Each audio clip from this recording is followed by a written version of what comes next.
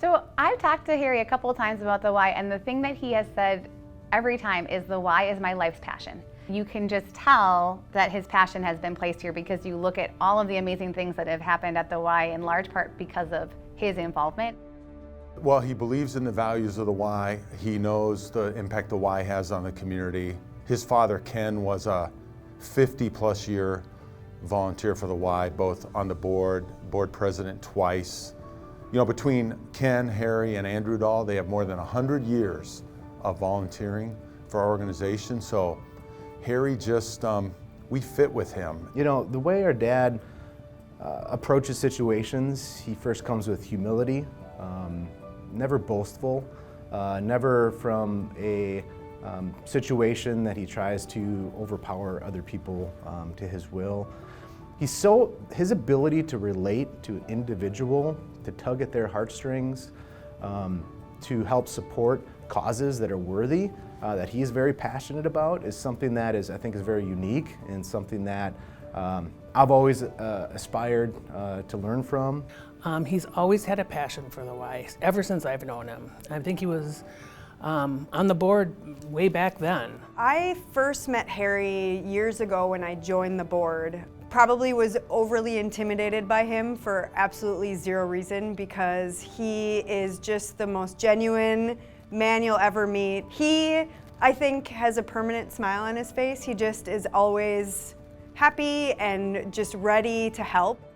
You know, he used to bring me to the Y before school, 5 in the morning.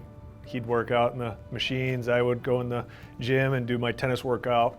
And then we had a good time. And then afterwards, we'd go to Mr. D's and get donuts. So lots of good memories, just a lot of good conversations about the community. And, he'd ask me tough questions like, hey, how do you want to give back someday? What do you want to see as your, legacy in the community? And he was just always just a fantastic role model, really. It's his relentless enthusiasm.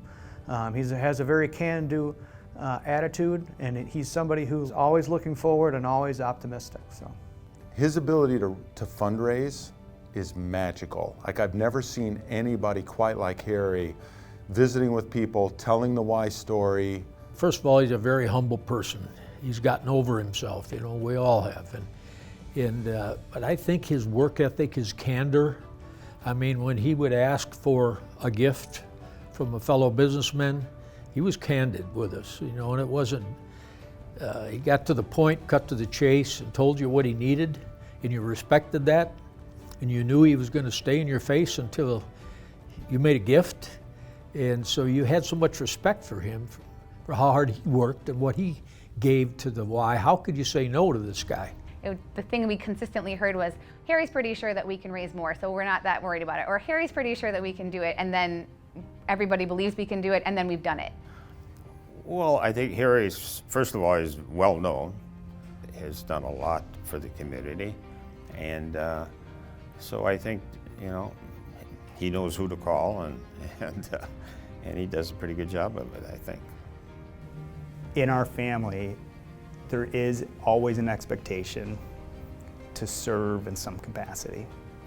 And, I remember early on kind of pushing back and like, Dad, we got a very complicated business, we're growing. And he's like, that's how it is. We have a responsibility to serve. And so you figure out where your passions are and pick an organization. And so the Y was an easy one just because of the legacy, and it was just awesome. Once I stepped into it and just saw the impact that the Y was making, and that it was evolving and changing, that's what gets me excited. If Harry's behind it, people get behind it because they know it's a worthwhile, valuable project for the community. When they come to him about wanting to do a capital campaign, he's the first one on board. And I've listened to his phone calls. He is so good at being able to go, I need to call this person, that person, and just watching how he just goes through in his head about being able to raise the money. And sometimes he comes home and he'll say, we're on a new capital campaign and we're gonna need to raise this much more money. And I'm going, what? And it's just like, I just know he'll do it. Thank you for always being that guiding light, and also instilling in me the importance of philanthropy and serving our community just watching the example he's led for me and my family growing up is just, it's hard to put into words. You know, he's kind of a quiet leader. You know, he let us do our own thing. He was always very supportive, and you know, so I just would tell him, hey Dad, thank you so much for all the support you've given me over the years. I know there's some grief I gave you and some things you had to go through, but thank you so much for sticking by me as your son, and I love you. Thank you. Thank you for the opportunity to be your oldest son.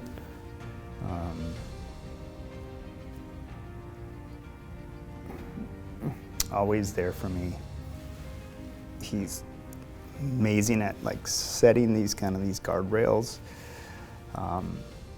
to protect our path, and I'm just really grateful for that autonomy, but also for helping me stay on the right track.